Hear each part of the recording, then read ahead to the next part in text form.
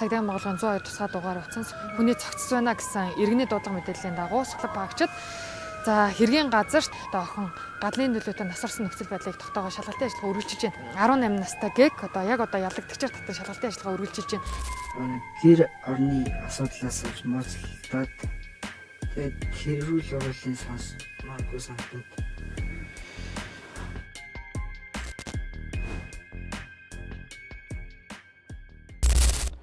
За сайн байцгаана уу? За өнөөдрийн манай Crime podcast эхэлж байна. За өнөөдрийн дугаараар эрүүгийн цагдаагийн албаны хүнд гэмтэртэй тэмцэх хэлтсийн ахлахын мөдөгч цагдаагийн гушууч Зан Узар оролцож байна. За таны амрыг ирье. За та өнөөдрийн амрыг ирье. За тэгэхээр яг хуу цагдаагийн байгууллагаас яг энэ одоо хуулиар хүлээсэн чиг өөрийнхөө хүрээнд бас яг энэ гэмтэрэг илрүүлэх, за гэмтэргийг таслан зогсоох энэ бол ажиллагаа бас олон мянган удаа алба багчдын өдөр тутмын одоо ийм ажил байдаг. Тэгээ яг өнөөдрийнхөө яг энэ подкастын дугаараар одоо бас нэг хэргийн талаар бас хоёулаа онцолж ярихаар бол өнөөдөр бас бэлтгэлээ. Тэгэхээр одоо таны хувьд яг энэ мөрдөн шалгах чиглэлээр бас хэдийн хугацаанд ажиллаж байна. Энэ талаараа та бас яриач. За намайг Ишдөржийн Зан Узар гэдэг эрүүгийн цагдаагийн албаны хүнд гэмтэртэй тэмцэх хэлтсэд эрүүг ахлах мөдөгч ажилладаг. За цагдаагийн байгууллагад 13 дахь жилдээ ажиллаж байна. За хүнд гэмтрийг ялангуяа хүнийг алах гэмтрийг шалгах чиглэлээр 5 дахь жилдээ ажиллаж байгаа багч байна. За яг мөрдөн шалгах ажиллагаа тэр дундаа цагдаагийн байгууллагын алба багч дуудлага аваад тэгэл ер нь тэр бүх зүйл дуудлага мэдээлэлээс л эхэлдэг шүү дээ. Тэгэхээр өнөөдрийн хувьд бол одоо нэг ийм одоогоос 5 жилийн өмнө гарсан ийм хэрэг байна. Одоо бол шүүхээр шийдвэрлэгдээд эцэслэн шийдвэрлэгдсэн ийм хэрэг байгаа. Тэгэхээр 2020 оны 11 сарын 23-ны өдөр за Сүхбаатар дүүргийн нутаг дэвсгэрт одоо гудамжинд нэг зүйл байна. За түүн дээр одоо нохоо шаваад, амтны шаваад эвгүй үнээр гараад байна гэсэн ийм дуудлага мэдээлэл бол анх одоо цагдаагийн байгууллагад бүрдэгдсэн байдаг. Тэгэхээр энэ дуудлага мэдээлэл дээр одоо очиж ажиллах тэр нь ямар байсан бэ? Тэр юу болсон юм бэ? Таны хэлсэнчлэн тий цагдаагийн байгууллага дуудлага их мөчүүл хамгийн чухал үе. За энэ дуудлага за энэ чиглэлтгүй дуудлагууд тий хоногийн 24 цагт альч цаг үед эрхийг үгүйсэхгүй. Тэр бүхэнд цагдаагийн албаа агч бие бүрэлдэхүүн маань байнгын бэлэн байдалд байх ийм одоо шаардлагыг тавьдаг. За энэ дуудлага мэдээллийн хувьд гэх юм бол за ажлын цаг дууссан. Оройос болцсон. Миний бие болохоор амрах гад тэг байж исэн. За тэгээд цагдаагийн байгууллагт нэг ийм Сүхбаатар дүүргийн нутаг дэвсгэрт за ингээд нэг ийм нохоо шаваад байна. Ийм эвгүй үнэр хангалах бүхнэртэй гэсэн дуудлага даа. За миний биед ирсэн, удирдлагаас ирсэн. За энэ дагуу баг хамт олон маань цуглаад хэргийн газар руу харалтаа шуурхал байцсан. За мэдээж дуудлага мэдээлэл өөрөө бас их онцгой байна шүү дээ, тий? Одоо эвгүй үнээр гараад байна. Нохоо шувуу амтны шаваад байна гэж байгаа юм. За ингээд дуудлагын дагуу очисон одоо тэгээд тэр яг юу гэсэн бэ? За анхны дуудлага гэх юм бол иргэнээс өгч байгаа иргэн өөрийнхөө харж болох боломжит нөхцөл байдал дээр дуудлага өгсөн. За өөр бол ойрт болох нэгт болохгүй хоёрт иргэдийн зүгээс нэг айхаа хайцтай байгаа учраас ойртог учраас ерөнхий тойм байдлыг за үүний дагуу одоо цагдаагийн байгууллагаас холбогдох шалгалтын ажиллагаа явуулсан. За тэгэнгүүт гэр орлоос жоохон зайдуу уулын бил тийм задгаа хэсэгт хууч байшингийн суур гэмээр газарт ийм шуудаанд ороосон байдалтай цогцсон байсан. Тэгэхээр тэр шуудатай зүйл мөн өөрөө одоо хүний зогцсуулж тараад байна тий. Эхний ээлжинд очиод бидэд үзээ. Шүүх шинжилгээний задлан шинжилгээний шинжээч нар за илүү наривчлалт үзэхэд тухайн цогц гэхээр зүйл нь эмэгтэй хүний биеийн хэсэг бол таарсан. Биеийн хэсэг гэдэг юм. Биеийн хэсэг. Бүтэн зогцсон биш биеийн хэсэг. Эмэгтэй хүний одоо биеийн хэсэг байгаа танд. За яг мэдээж одоо эвгүй үнээр гараад нохоо амтэн одоо шавж байгаа гэстэл за ямар ч л байсан одоо хүний одоо биеийн хэсэг одсон гэж хараа. Тэгэхээр тэр биеийн хэсгээс өөр одоо тэгээд ойр очимд нь одоо хэргийн газар тий тэр газар одоо баримт өөр зүйл одоо тэндээс олдсон уу? За биеийн хэсэг гэдгээ тодтогдох юм бол За эмэгтэй хүний цээж хэсэг болон хөл хэсэг байсан. За энэ дээр бид нэр яаралтай дүгнэлт хийсэн л дээ. Юу гэж дүгнэлт хийсэн бэхээр мэдээж энгийн асарсан цогцсон юм байдалтай байхгүй. Тиймээс энэ хэрэг маань одоо гадны нөлөөтэй хүн амны хэрэг байж болох магадaltaй гэж үзээд бид хүн амны хэрэг. хэргийн газрын үйлчлэгийг шуурхаа бүрэлдэхүүн хийлгэхээр ажилласан. Нотлох баримтууд гэх юм бол за шуудаа нэг тэр ороосон байгаа зүйлийг задлж үзэхэд дотроос нь эмэгтэй хүний цус болсон хувцснууд. Дээр нь эмэгтэй хүний гар цүнх олдсон. Гар цүнх. За тэгээ яг одоо эд зүйл ингээд олдчлоо, гар цүнх олдлоо гэж чинь тэгээд өөр одоо мэдээж тэр чинь биеийн хэсэг учраас бас хэн болох нь те одоо мэддэхгүй гэсэн үг үү? За одоо ингээ хүн харахад бол биеийн хэсгийг хараад энэ хүн биеийн боломжит байдлаас харах юм бол эрэгтэй эмэгтэй гэдгийг ялгчихж байгаа. Энэ хүний хэн болохыг тодорхойлох зорилгоор дараагийн мөдөн шалгах ажиллагаануудыг үе шаттайгаар алхамаар хийсэн. За эхний ээлжинд цогцтой хамт байсан гар цүнхийг үүсгэхэд дотроос нь сурагчийн дэвтэр тэгээд нэг хоёр хүний эрэгтэй хүний авах зураг бос эд зүйлүүд гарч ирсэн. Тэгээд бид хэд тэр бас хэрэгтэй зүйл байна те хэргийн мөрдөн шалгах ажиллагаанд бас шаардлагатай. Зарим цүнх дэвтэр гэдэг шүү дээ те. Зарим тохиолдолд цүнхнээс эзүүл гарахгүй тохиолдолж байдаг. Тэгэхээр бид бүхэнд цүнхэн дотроос те нэр бичсэн дэвтэр болцсон. Сурагчийн дэвтэр. За тэгээд бидэд тухайн одоо цогцны эзний хэрэгжилж ийсэн зүйл байх магадaltaй гэж үзээд тухайн дэвтрийн эзэмшигчийг одоо тогтооход за цогц 11 сарын 23-нд болсон шүү дээ. Цогц 11 сарын 23. Тий даг дуудлага хэлсэн. Цогц олдохоос 20 хоногийн өмнө гэрээсээ гараад сургаггүй алга болсон. За тийм охины эзүүл болох нь тогтоогдсон. Тэгэхээр одоо за дуудлага мэдээлэл бол анх 11 сарын 20 оны 11 сарын 23-ны өдөр бол анх ирсэн. Тэгэхээр 20 хоногийн өмнө ихлээр 11 сарын 3-ны өдөр гэрээсээ гараад одоо сургаггүй алга болсон төлөвт одоо цагдаагийн байгууллагад ерөн сурвалжж ирсэн одоо ийм хүн байсан байж тээ. Тэгэхээр яг нөгөө хэргийн газрын үзлэгийг бас бүрэн гүйцэтгэх тэр гарч ирж байгаа эд зүйл дээр одоо ач холбогдол өгөх нь одоо бас хэргийн илрүүлэгч хаашаад мөрдөн шалгах ажиллагааны явцад бол бас чухал ач холбогдолтой гэж бас хараад байна тий. Тухайн одоо зохицсны тал хэсэг тий ингээ байсан. Тэгэхээр одоо бол тухайн одоо зохицс хэн гэж хүн бэ гэдгийг бол тав хүмүүс тогтоочлоо тий. Одоо тэр дэвтэрний гарч иж байгаа баримтад үндэслээ тогтоосон. Тэгээ одоо мэдээж цагдаагийн алба паагч тэр дундаа одоо мөрдөгч хүний бас нэг хэцүү зүйл байдаг л да. Ажил үргээ хэрэгжүүлээд явж байхад бас яг ийм одоо хэн гэдгийг тогтоогоод эргээд нөгөө аргат нь мэддэх бас бидний нэг хэцүү зүйл байдаг. Тэгээд жаашгүй ажлын шаардлагаар бас мэддэх хэрэг гардаг.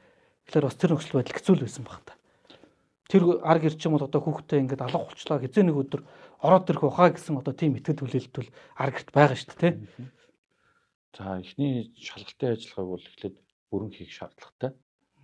За үнэхээр тэр эхлээд бид нар гэрээсээ сургуу алга болоод 20 хүн байх магадaltaй гэж үзсэн. Энэ бол зайлшгүй тогтоогдсон асуудал биш. Гэхдээ бид нар бол магадaltaй гэж үзээд шалгалтын ажиллагаа хийсэн.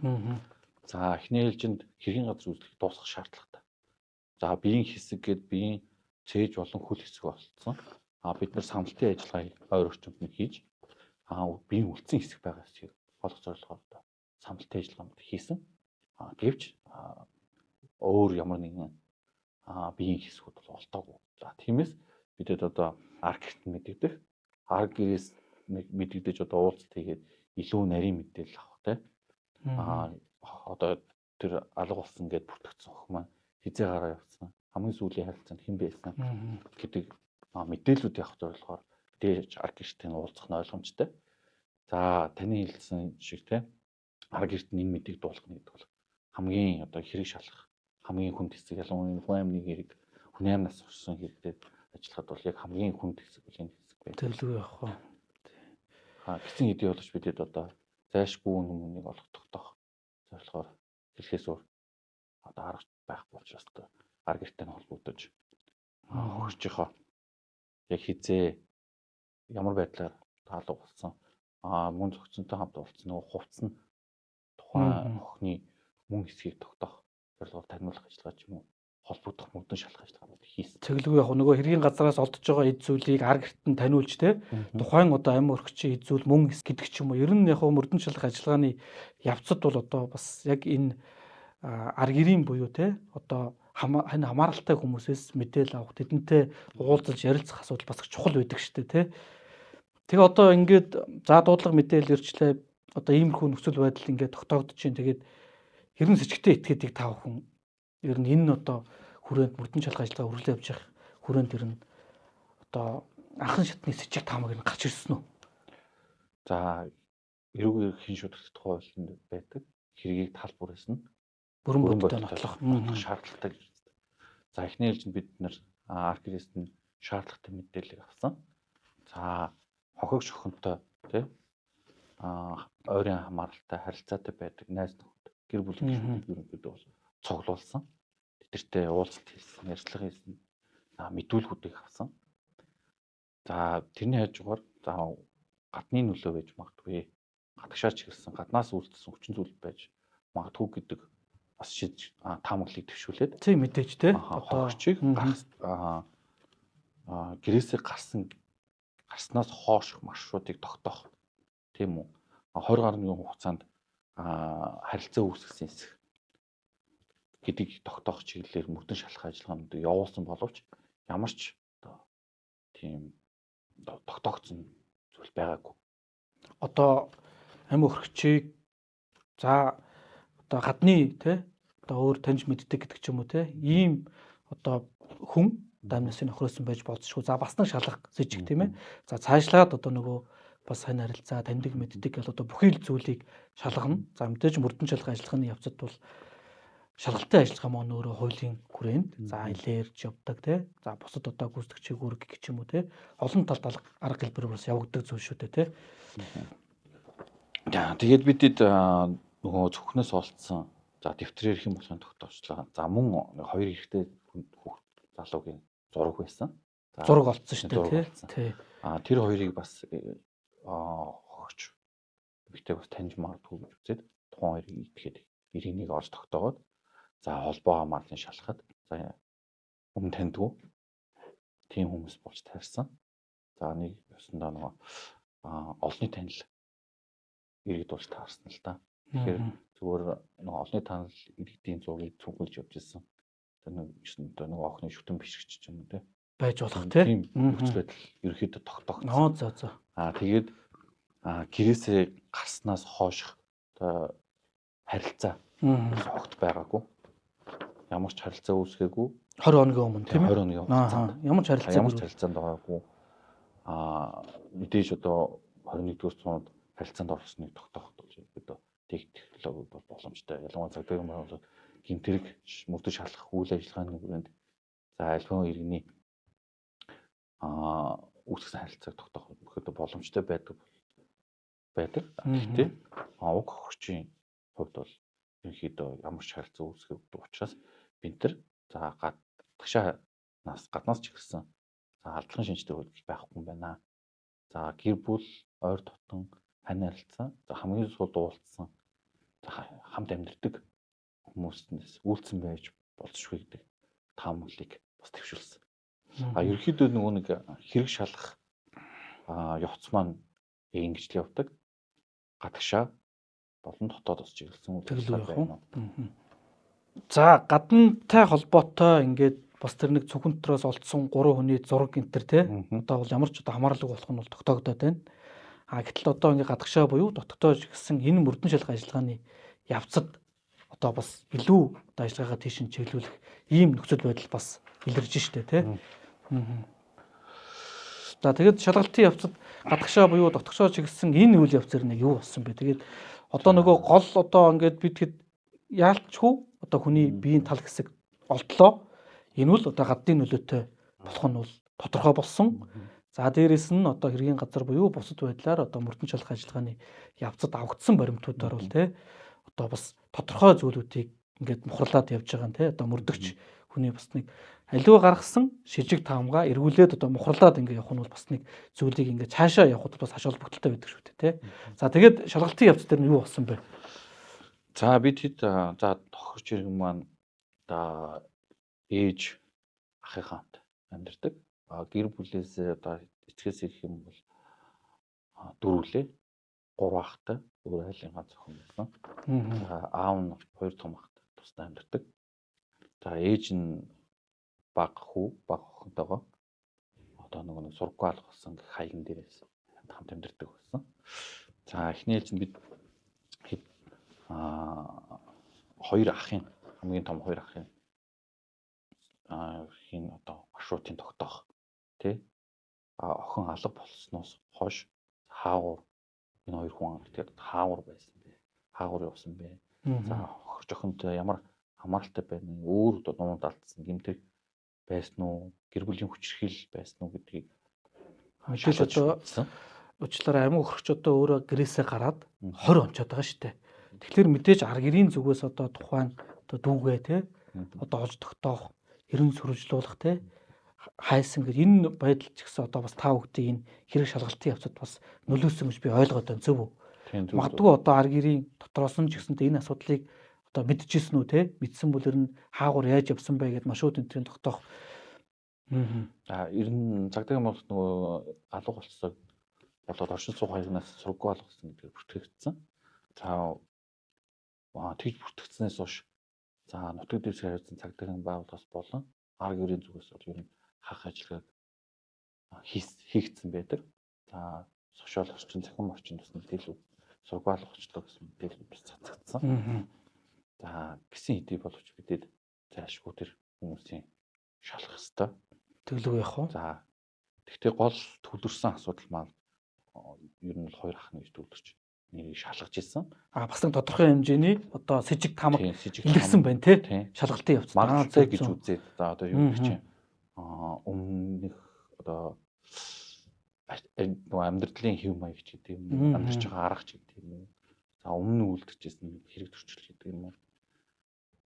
Хоёрын байдал тий. Үзлээд нөгөө таамаглаад дэвшүүлээд одоо жишээлбэл шалгах хүрийг хумх илүү оновчтой болох үүднээс тэр хоёр хүнийг хүмүүд өгч шалгасан. За мөн аавын ээжийн бас шалгасан. За гисэн хэдий боловч одоо бид хэдийн таамаглал эхний ээлжинд бол оновчтой бодиттой байгаагүй. Яагаад гэвэл одоо бид хэд ерөөсөө төсөөлөгдөөгүй тийм нөхцөл байдал одоо хөрсөн гэдэг юм уу? Төсөөлөгдөөгүй. Тийм. Одоо шалгах хүрээллийг хумих тусам за тухайн сэжигтэй хэдгүүлүүд уг хэрэгт хамааралгүй холбоогүй болж таарад. За бидэд одоо нөгөө нэг биш байгаасай тий арайч бишвэлгүүдэй гэж бодсон. Одоо бага ахын ерөнхийдөө бол хамгийн сэжигтэй одоо нуусан байсан. Одоо нуусан шижигтэй байдал бас анзаарэгдсэн байна тий. Манай бас нэг мөрдөгч нарын нэг цагдаагийн алба багчдын бас нэг ийм чадвар байдаг шүү дээ тий. Энэ алба энэ хэрэгжүүлж байгаа ажил маань өөрөө хүнийг бас нэг гярхаа ажигчтай аливаа зүйлийг бас хянах чадварыг бас бидэнд суулгаж өгдөг шүү дээ тий. Тэгэхээр одоо ингээ бага ахын гэдэг чинь тэгээд энэ нэг ямар одоо нөхцөл байдал тий одоо анзаарэгдсэн бэ? Зүгээр яг хуулиар одоо хязгаарлалт тогтоогдоогүй хэмжээтэй та ярил хийж байгаа үйлдэлийг за хариу үйлдэл ярьж байгаа өгүүлэл одоо тэр сандралын төвшин гэдэг ч юм уу сэтгэл зүйн тэр докторгүй байдлыг бидэд анзаарах хэрэгтэй байдаг. Тэглээ. Энийг болохоор одоо юу гэдэг чинь шууд болон шууд бусаар. За бага ахыхнууд бол за анх гэрт нь орохоос ихсүүлээд айж твдэд сандарсан. За нөгөө нэг одоо тулгамдсан гэдэг ч юм уу. Тэгээд одоо нөгөө худлаа барих, ярих одоо нөгөө үйлдэлүүд дам галс гэдэг ч юм уу. Тиймэрхүү нөхцөл байдал ажигласан. За тэгээд одоо хөрөгчийн бага ахтай бидэд бол яг хуулийн үгээр мэдүүлэх авсан. Мэдүүлэх авахд бол ерөөсөө мэдэхгүй гараа явсан. Гэтэл мэдүүлгийг өгсөн. За бидэд энэ байдалтай холбоотойгоор мөрдөн шалгах ажиллагааг илэр болон даалтнуу цагаар хийсний үр дүнд за бага ах нь дүүтэйгээ маргалдаад тэгээ хоолойг нь буухад амин насны нөхрөөсөн нөхцөл байдал бол тогтсон. Тэгэхээр одоо шалгалтын явцад бол одоо манай за мөрдөгч нарын цагтаагийн албаагчдын бас тэр архаиг язгч байдал те одоо үнэхээр тэр ингээ харилцаа үүсэх хэмжээнд одоо ингээ сандраа те элдв одоо үйлдэл биеийн хилэмжийн үйлдэл үзүүлж байгаа асуудал бас нэгдүгээр яг тэр одоо этгээд рүү холбогдуулаад чиглүүлэх те шалгалтын ажиллагааг явуулах бас нэг үндэслэл болсон юм байна. За дээрэс нь одоо мэдээж мөрдөн шалгах ажиллагааны явцад нөгөө авагдаж байгаа те баримт нотлогоонд бас тулгуурлаж явдаг. За мэдээж одоо гэмтэрэг үйлдэлсэн этгээд одоо өөрийнхөө эсрэг бас те мэдүүлэг өгөхгүй байх бас их үүрэгтэй шүү дээ тий. Тэгэхээр өгсөн одоо мэдүүлэг тайлбар гэдэг ч юм уу энэ бусад зүйлийг бас мухарлах тэрэг одоо үнэн бод хэсгийн тал бүрээс нь нөгөө таны хэлсэн бүрэн бодтой носох ажиллагаа болоод байгаа зөв мөрдөгчд байгаа. Тэгэхээр энэ чиг үүргээ бол хуулийн хүрээнд хэрэгжүүлээд нотлох баримтад дүн төслээд ингээд явхад бол одоо бас гэмтэрэг үйлдэл этгээдэг бол одоо таны яг энэ ярьж байгаа хуулингийн ярьж байгаа хэрэгэн хувьд бол ингээд бас тогтоолоо тий. Тэгэхээр бас зөвхөн одоо хуулийн хүрээнд нотлох баримт гэхээсээ илүүтэй одоо хэн нэгний биеийн хилэмж үнэхээр одоо тэр зүйл рүү чиглэж байгаа зүйлтэй одоо ажигч гарахаа нягт байшнараа бас цагтаагийн албаагч одоо хэрэг илрүүлэх тасан зогсоох за бусад одоо хөрсөн иргэний хууль ёсны эрх ашиг хамгаалах энэ боломж бас бүрдлээ гэж би бас боддог байхгүй. За мэдээж одоо албаагчд маань ингээ ажиллаад одоо хөтөлшгүй баримтаар одоо гэмтэрэг үйлдэл этгээдэг бол эхний байдлаар бол ингээ тогтоолоо. За тэгэхээр тогтооцсон одоо тэгэхээр мэдээж амь өргөчийн одоо баг ах нь одоо дүүтэйгээ маргасны улмаас ингэж амь насын нөхрөөсөн ийм нөхцөл байдал тогтоогдсон юм байна. Тэгээ одоо нөгөө анх дуудлага мэдээлэл ирэхэд бас нэг биеийн хэсэг гээд одоо олдсон шүү дээ тий. Тэгэхээр одоо үлдсэн одоо хэсгийг та бүхэн бас яг нь шалгалтын явц тэр олдсон уу? За маргалтаад амь насын нөхрөөсөн гэдэг. Ерөөдөө бол багах нүүлцнийг бол тогтоочлоо. За энэ гэмтэргийг юунаас болж ямар учир шалтгааны бол гарах болов бас нөхцөл байдлыг тогтоох зүйтэй.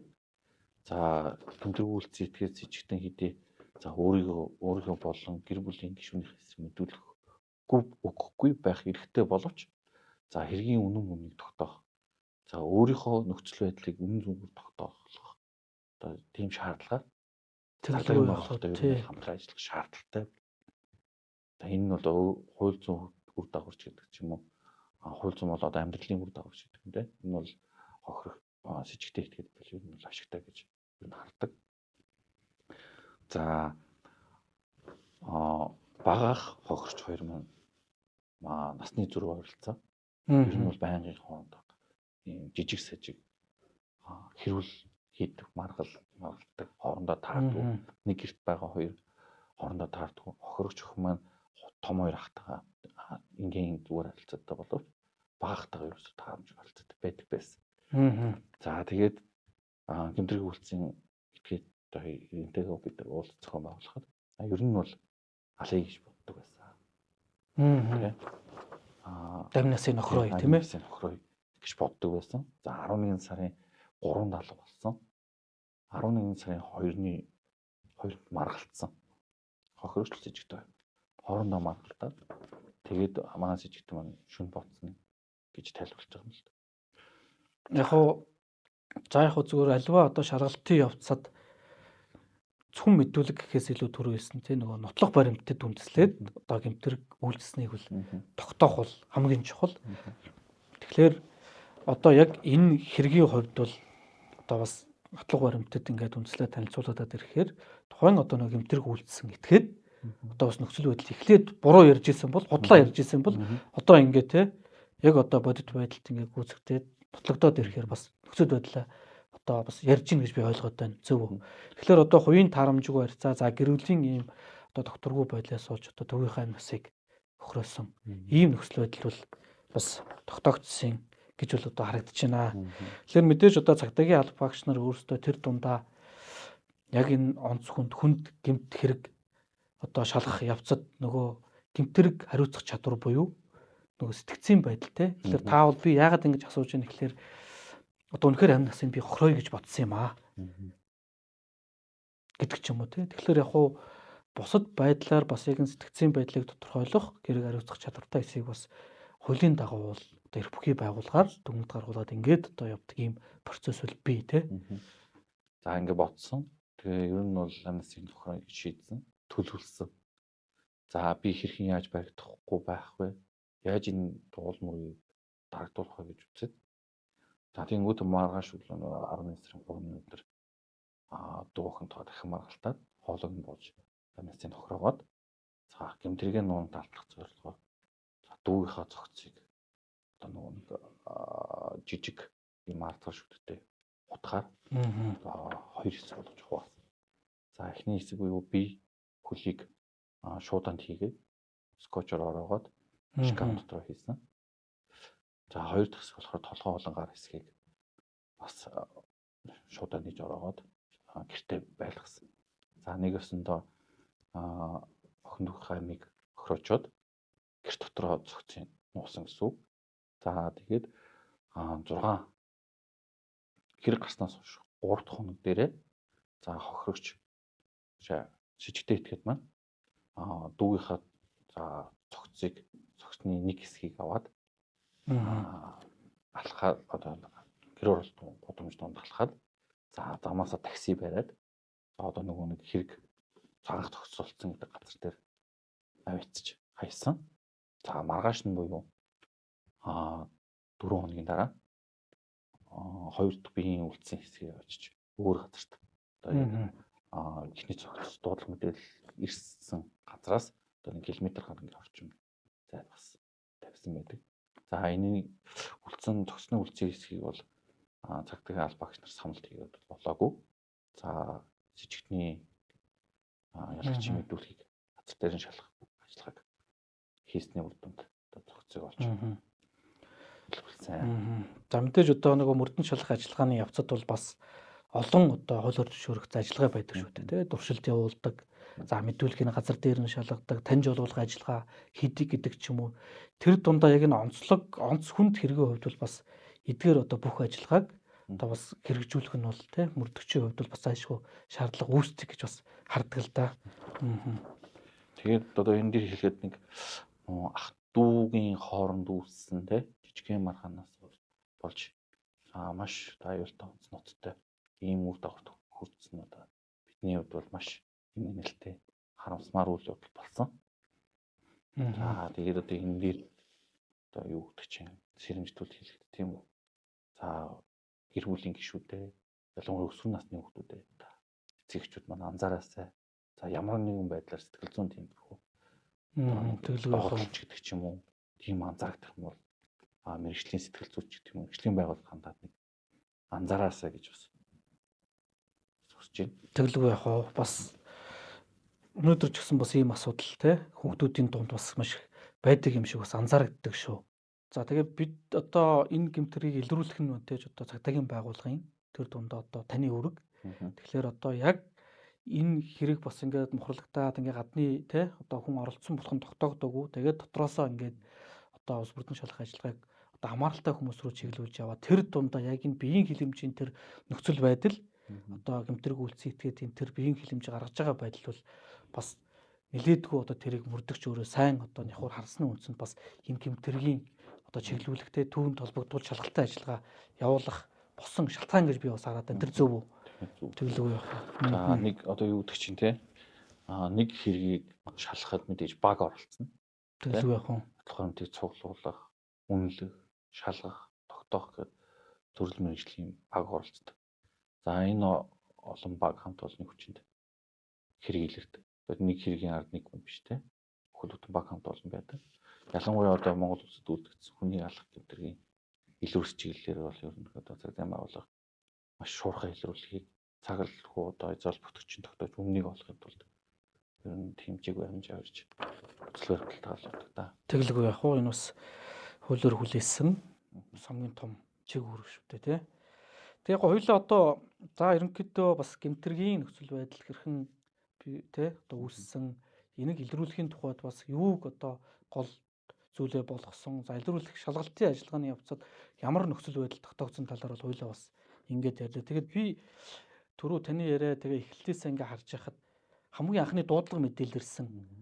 Одоо амь хөрөгчийн биеийн хэсэг байсан тий. Тэр шуудаан дотор дэвтэр хийцэн одоо цүнхэн байсан. Тэр яагаад заавал тэр дотор хийх бас шалтгаан болсон байт юм бол зүгээр энэ талаар бас шалгалтын ажиллагаа энэ төр хийгдсэн байдгүй. За Нөгөө бичгийн цүнх те төвтөртэйгээ гэдэг байгаа төвтрүүдтэй те. төвтөртэйгээ болсон. За энэ нь болохоор одоо юу гэдэг чинь сургуу алба болсноор цагдаа юм бол бүртгэгдсэн хэрэг нэг одоо хайх ажиллагаа хийн тийм. За сургуу алга болсон хүн мэдээж цүнхээ гэртээ үлдгээд явахгүй.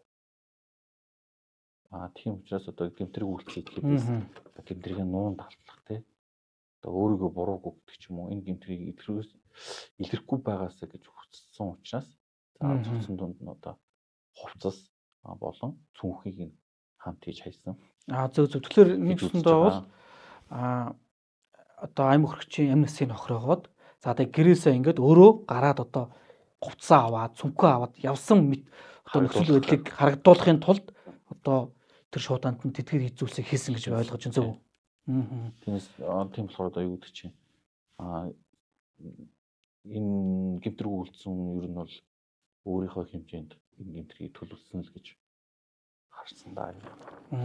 Ойлгомжтой. Тэг яг зүгээр бид нар шалгалтыг явцад нэг зүйлийг баг гэхгүй те их гэхгүй ялахгүйгээр бүх асуудлыг одоо нөгөө тал бүрээс нь бүрэн бодтой шалгаж мухарлаж шийдвэрсний үр дүнд бас хэрэг илрүүлэх, хэрэг шийдвэрлэх олон талын бас ач холбогдолтой зүйлсүүд бас гарч ирдэг. Энийг бас та бид бас мэдж байгаа. За тэгэхээр яг би эцэст нь танаас бас яг энэ ажил мэргэжилттэй холбоотой бас нэг зүйл асууя гэж бодож байна л доо. Энэ юу вэ гэхээр за манай цагдаагийн байгууллагын хэмжээнд бас яг чиг үүргийнхаа хүрээнд бас яг энэ эрүүгүй үйл заасан онц хүнд гэмт хэрэгтэй тэмцдэг юм одоо нэгжүүд байдаг шүү дээ тий. Тэгэхээр одоо жишээлүүд бол одоо эрүүгийн цагдаагийн албаны хүнд гэмт хэрэгтэй тэмцэх хэлтсийн ахлах мөрдөгч гэдэг ингээд та өнөөдөр ажиллаж байна. Тэгэхээр яг энэ хугацаанд одоо хүнд гэмт хэрэгтэй тэмцэх чиглэлээр ажилласан энэ хугацаанд ер нь одоо мөрдөн шалгах ажиллагаа ингээ хийгээ явж байгаа үед хамгийн одоо бас нэг хэцүү тохиолдлууд байдаг шүү дээ. Ингээс жижиг таамаг төвшүүлээд явж их тэр нь тогтоогддгүү тий мухарлагддгүү гэдэг ч юм уу те ингээ нэг ийм зүйл байдаг. Зөв сонирхуулахад тийм хэрэгтэй дэр нь байсан уу? Бид ч тэгэл ер нь дандаа л бүгдийг хэмжүүлэл хэрэгээ илрүүлэл явдаг та тий. За яг одоо 5 жилийн хугацаанд гэх юм бол одоо маш олон хэрэг шалгасан. Тэгэлгүй яг хэрэг бүрэл одоо хэцүү байсан. За одоо юу гэдэг чинь ур чадвар шаардсан. Тэсвэр төвчээр шаардсан. Тийм нөхцлүүдэд тулгардаг байсан л да. За одоо миний санаанд орж байгаа хэрэгтэй ч юм уу ер нь бол ер нь боддог нэг хэрэг байт юм л та. Тэр нь яасан бэ гэхээр за 3-4 жил юм. Туслангийн одоо хотоос ойрхон туслангийн байшинд за эрх түүнийг зохицуулсан. За тухайн үед бол одоо ганцаар амьдардаг.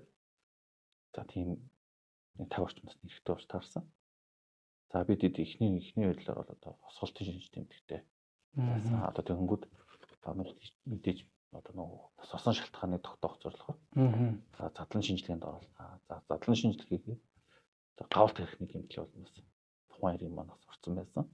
За гавар тархины гэмтэл маань одоо гадны хүчин зүйлийн нөлөөлөлтөөс буюу одоо гадны нүдэд нас орсон гэж үзэж учраас за ажлын хэсэг байгуулад за тэр хэрэг дээр ажилласан. Мэргэжлийн байгууллагын дүгнэлтээр бол одоо хөлдөж нас ороогүй гадны нөлөөтэй нас орсон байна. Тархины за тэр хэрэг дээр ерөөдөө цогцвол нас орсноос хойш нэг сар гарны явцсан. Одоо олцсон байд. Тэгээд туслангийн байшин тэр чинь өвөл ер нь цас дөнгөж хаялцсан тиймэрхүү байсан. Тэгээд тэрэн дээр одоо уулмөр гэх юм одоо сар гарны хугацаанд уулмөр бол ерөөдөө бол замхтай шиг тодорхой баримт байхгүй. За бид тэгээд нэг 7 оны хугацаанд ойр орчмоор ажилласан л да. За тэгэнгүүт одоо нэг километр орчмын занаас нэг тухайн байшин руу орж байгаа гарч байгааг алсаас харсан хяналтын камерын бичлэг олцсон. За тэгээд тэр хяналтын камерын бичлэг маань нэг хувийн гэрийн одоо гэр бүлээ өөрийнхөө хашаа байшиг харах тийм зорилготой ашигладаг хяналтын камер байсан. За яг нөгөө хувийн мэдээж ашиглаж байгаа юм чинь одоо хангалттай тийм техник хүчин чадал байхгүй. Одоо гүйлгэж тухайн үед бол нөгөө гүйлгэж болтгоо. Тэгээ бид ухрааж болохгүй гэсэн үг юм байна. Одоо нөгөө хурд суулж болохгүй гэсэн үг. Зөв. За тэгээд манай баг болохоор ерөнхийдөө адреналин гямны бичлэгтэр тулгуурлаад хохирчийн болон с ิจ гтний одоо нөгөө огтлцох огтлцыг тогтоогоод за үйлдэлүүдийн тогтоосон. За ингэж камер шүүхтэй яг 20 хоногийн хугацаанд тасралтгүй секунд бүрээр нь нүд зовчлон үзэж одоо ээлжлээд үзээд тэгээ энэ хэргийг одоо тухайн хүний үйлснийг тогтоогоод за ингэ бас шүүхээр шийдэгдээд тухайн хүн маань одоо шийдэгдсэн. За бидний хувьд бол одоо үнэн мөнийг олж тогтоох дар гэрийнхэнд нь одоо бодит нөхцөл байдлыг танилцуулж одоо мэдэгдэн гэдэг маань өнөөдөр бол яг энэ ажлыг хийж байгаа энд ажиллаж байгаа юм бас үрдэн учир холбогдолтой боломж тэглгүй явах уу. Тэгэхээр одоо нөгөө түрүүний миний асуултын өрөөнд бол та 20 хоног нөгөө ухрааж болдгоо камерыг тэ хурцгаж болдгоо камерыг ингээд суuna гэдэг бол бас тэр чинь 1 минут 5 секунд өнгөрчөхөд тэр ороод ингээд гарч байгаа дүрсийг өнгөрөөчөхөд бас тэ 20 хоногийн ажил байхгүй болж шүү дээ. Тийм байна. Тэгэхээр бас нүд авчихгүй тэрийг үзээд ингээ хараа суuna гэдэг бол бас мөрдөгч хүний хувьд хэдийгээр хийх ёстой хэрэгжүүлэх ёстой ажилчийг үүрэгч гэсэн яг гоо зүгээр таны хувьд бас хувь хүнийхээ хувьд те бас нэлээдгүй одоо нэгсэндээ чанга уйсаал гэж та ажиллаж штэ те. Тэгэхээр одоо нөгөө туслангийн газар нөгөө халаалтгүй байшинд тэр олон цаг хугацаанд камер шүүгээд хоолтой удаа гэдэг ч юм уу те. Тийм нөхцөл байсан. Яг энэ үед бол одоо юу гэдэг чинь одоо зүв зүтгэж байгаа юм бол те саад бэрхшээл болгон одоо хүч болж одоо бидний дотор тэглгүй явах гэж тэглгүй явах боддог доо. Тэг яг гэмтэрэг илрүүлэхэд бас нэг одоо яг таны саяны хэлсэн хэргийн кейс ч гэсэн ингээ харж байхад бол яг энэ иргэд олон нийтийн оролцоо тий гэдэг бол маш чухал байдаг. Тэгэхээр яг энэ саяны ярьсан хэрэгөө өвч гэсэн нэг иргэн ингээд тэр иргэн хэрвээ камер тавиагүй тэр иргэний камерыг тавьсан зорилго нь өөр байж болно л доо. Тэгвэл тэр асуудал ингээд одоо бүх зүйлийг өөрчлөх хэрэг илрүүлэх гэмтрэг үйлцэн итгэдэж ялж авшруулахгүй баг тэр боломжийг бас ингэж олгож өгж байгаа нь бас нэг талаасаа бол бас их ач холбогдолтой гэж бас хардаг л да. Тэгэхээр мэдээ цагдаагийн байгууллага бас яг энэ иргэд олон нийт рүүгээ чиглэсэн гэмтрэг зөрчлөөс үрдэлсэн сэргийлэх түүний хор холбогдлыг таниулах одоо үрдэлсэн сэргийлэхийн тухайд одоо зөвхөн камер тавиад ингээд суухгүй те зөвхөн мэдээллийг мэдээлдэг байх аливаа гэмтрийг тасан зогсооход бас оролцдог байх гэдэг ч юм уу те энэ бүх зүйлээр бас иргэд олон нийт маань цагдаагийн байгууллагын төрийн байгууллагын үйл ажиллагаанд бас дэмжлэг тусалцаа үзүүлдэг ийм зүйл бол бас бид нар яг энэ ажиллаа хийгээд мөрдөн шалгах ажиллагаа явуулаад чиг үүргээ хэрэгжүүлж байгаа ийм тохиолдлууд бас их байдаг.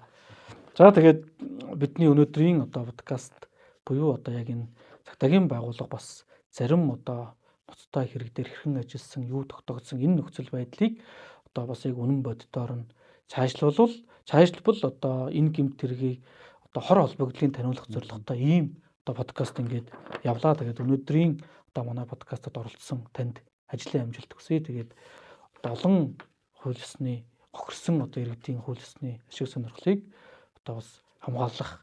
За энэ одоо ажил өргөтөн танд амжилт хүсье. За баярлалаа. Тэгэхээр намайг одоо энэ подкастэнд дуурж оролцуулсанд танд болон танай хамт олонд бас баярлалаа гэдгийг хэлье. За тэгээд эрүүн цагдаагийн албан тэр Монголын цагдаагийн байгууллага тэр дундаа эрүүн цагдаагийн албан одоо хүн гэмтэртэй тэнцэх эхэлсэн. Тэр маань одоо хогсон иргэдийн их ашигыг сэргээх, за гэмтрийг илрүүлэх, за бусдыг хамгаалах, үүргээ нэр төртөөгөө тодорхойр биелүүлнэ гэдэг та бүхэндээ амлаж байна. За баярлалаа. За эрхэм мөндөд үзэгчтэй өнөөдрийн одоо цагдаагийн байгууллагаас зохион байгуулдаг Крам подкастын 1 удаагийн дугаар өндөрлөж байна.